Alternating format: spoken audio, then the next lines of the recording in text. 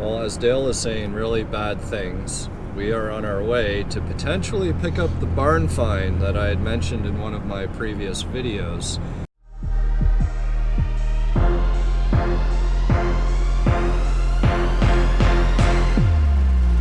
Alright, first stop is finished, and had a little bit of a twist at the end. I wish the camera was on. Long story short, the guy who owns the place that the car was sitting at, like, oh, look underneath the cover over there, there's another Foxbody sitting. Got the lady's number who owns it. Need to try and get a hold of her. Of course, I called her right there on the spot and went straight to voicemail, and there was no room left in the inbox, so gonna have to get creative and hunt that one down. So as we approach this car, we'll see how much filming I'll be able to do, but regardless, if I do end up getting it, there'll be a lot more information to be shared and provided. Quite an interesting story. I'm actually surprised that I'm going to pick this one up before the burnt convertible that I want to look at, because it's actually at the same spot. So we'll roll up here. Got an envelope full of cash. Hopefully we make a deal and get another Foxbody. Here we are. We're in the barn, literally, and here's the car. So it's coming home today. Super excited. It's been a couple weeks in the making. Managed to get a hold of oh, she's ready for the camera. No, she's not. Oh. So here is Anne-Marie. And she can tell us a little bit about the car. I'm super excited. It's a very interesting scenario because, I came to this barn to look at a completely different car. This one was hiding underneath the cover, and managed to get a hold of you. And today the car will have a new home. Getting a good new home. Right at the right time. Right at the right time. Gonna get it off these cold concrete floors. And, yes. And some lucky person, not me, but I can't drive it anyway. It's too fast and it goes sideways. And then it goes straight, but it stays sideways. Right. So there we go. I promised her I'd give her a ride in the car when it's back on the road. And some more videos to come here in the spring. But for now, it is pretty cold in here. So we're going to get this thing loaded up, and stay tuned to find out a whole lot more about this amazing little coupe. So we're here, the car's filthy. Went and picked up a truck bed full of parts that came with it. Original cylinder heads, mass air meters, water pumps, tons of detailing equipment, all that other good stuff. Car's been sitting for 2 years in reality. The tank seems pretty empty. So we're going to try our luck. We're going to put some premium fuel in it, put a battery pack on, see if it'll fire, and it'll make life a lot easier trying to get it out of this barn. So let's see what happens. I actually want those plates for sure. You probably need some air too, Chris. What's that? How's that tire? Yeah, it's pretty flat. low. It's very flat. Either way, we're going to roll it. Batteries in the trunk too, isn't it? What's that? Batteries in the trunk on this, isn't it?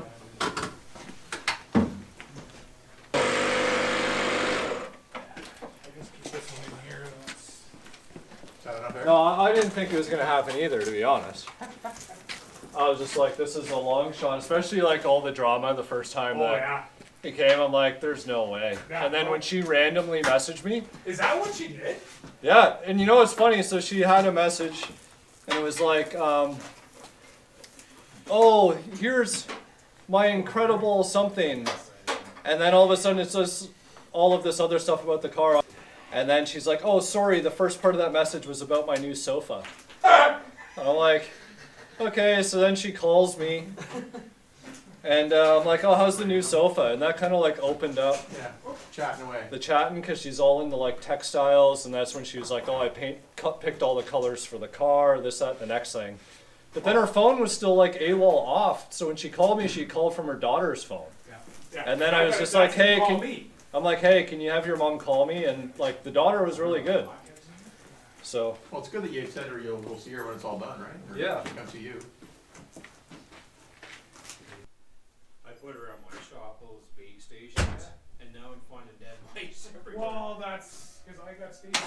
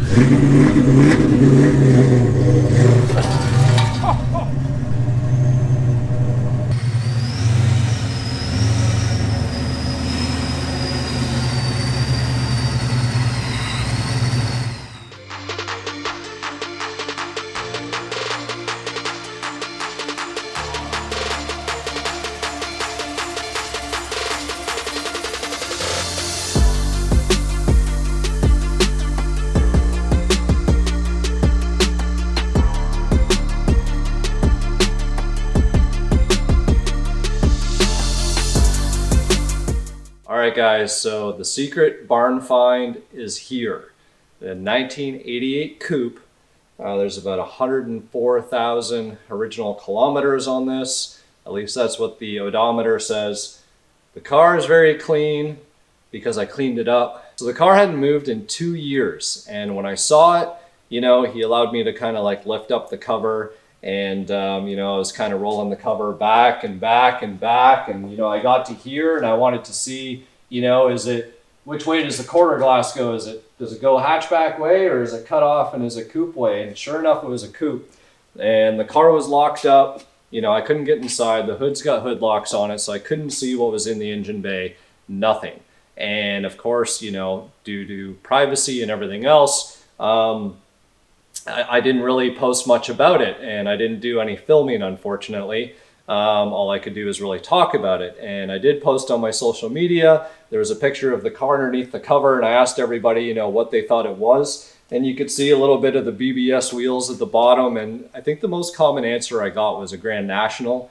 But in fact, it was a Foxbody coupe that was underneath the cover. So we got pretty much a true barn find here because it was sitting in a barn. Mind you, only 2 years, but 2 years is long enough.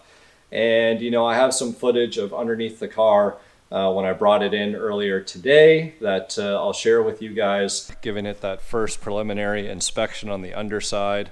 Was pretty leery with the fact that it's been parked on concrete for over 2 years through the elements, temperature changes, everything else, which cars really don't like concrete surfaces when they're going through those temperatures. And you know, it's pretty scabby under here in some spots, just, you know, some corrosion, wet spots that, you know, make things look not so nice. So we went ahead and we sprayed what I call the bubblegum undercoat that Dale uses. It penetrates in, and it's usually used for winterizing vehicles for us up here in Canada, and it smells like bubblegum. Saving one Mustang at a time. There you go. We're going to get rid of this rust. By next year, it'll be a completely different car. You know, the underside is going to need a little bit of a makeover. Some elbow grease needs to get in here. I already knew that the driver's side frame rail was swelling out a little bit and that needed to get repaired. But looking underneath, and you can just see, like, have you ever seen mold on your fuel lines before? That's a new one. The interior is all moldy as well. I'll get to that. So that's all gonna have to get cleaned up as well. But the main reason for putting a coating on the underside is just that there's not enough time, you know, with winter coming, for me to focus on this car. So it's gonna go away. It's gonna get stored again, not on concrete this winter. But yeah, spraying it just to make sure that nothing gets any worse than it is. You know, if this had been done when he put it away, I bet you this car would be night and day on the underside here. So it's a little unfortunate. It's not the end of the world. You know, it's still a super clean car, don't get me wrong. You know, the body and the paint and everything else that was professionally done, you know, there's nothing in terms of rust on the bottom side of the doors or in the fender wells or anything like that. There's no real obvious holes or anything in here. It's just the scab and the scale from being parked on that concrete. So why had the car been sitting for over 2 years? Well, very unfortunately, the owner and person who put tons and tons of labor into this, and you can tell by the detail, unfortunately he passed away earlier last year. You know, the car was sitting with the widow and the family, and it was there in storage. So the most obvious thing I would say about this car is some beautiful paint. And whoever did the paint, that was the thing that I noticed, you know, even though that the car was filthy when I was rolling the cover off to peek at it the first time, I could tell that this paint job was actually really nice. And it shows. It's amazing looking black cherry, and it actually has 2 ghost black metallic racing stripes on the Cervini Cobra hood that run all the way along the roof and back down along the trunk. So, you know, I put a little bit of time in today to get the car cleaned up so it looks good on video. You can see it's sitting on 16-inch BBS wheels. The one interesting thing about these wheels, they're actually painted more of like a misty chrome color. That misty chrome is carried out throughout the whole interior. These armrests, the speaker grills, the shifter boot, the console, there's so much stuff that is misty chrome, the door sill plates even. So unfortunately this interior is full of mold and I haven't touched it whatsoever. Although I, you know, cleaned up the outside of the car, other than the inside and moving it, haven't touched it. You can see the misty chrome paint and everything else. So this car is going to need a thorough detail. It's got really cool older style seats with the mesh headrests. That's a serious bonus. The rear seats are mismatched, tweed bottom, LX back. That can be easily fixed. You can even see his racing helmet down on the passenger side floorboard there. The guy loved to race. That was evident. The friend said it, the wife said it, you know, the motor says it. This paint is just phenomenal. The quarter windows, you can see they tried, well, they probably had these fixed and looking good, and unfortunately they've cracked in a few places. They probably used a high build primer or something that wasn't flexible enough to withstand it's probably the cold conditions, to be honest with you, when it was stored. So other than that though, like, the body lines are super straight. This paint just looks awesome. Moving on to the engine bay here. So you can see it's got your MSD ignition, your Vortech boost controller. This is a super cool piece, the coil cover. This is a custom aluminum piece that was built for the car. Our blower's all polished up and shiny. Got the big power pipe. That's a pretty neat plate there.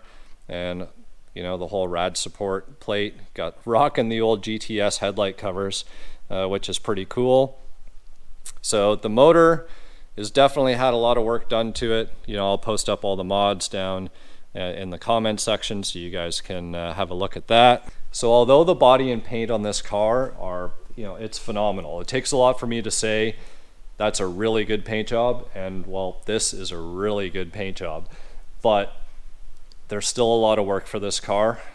You know, it just being stored, you know, going back to the underside, you know, a lot of cleanup really needs to be done to get that corrosion off. The driver's side frame rail actually is swelling up a little bit.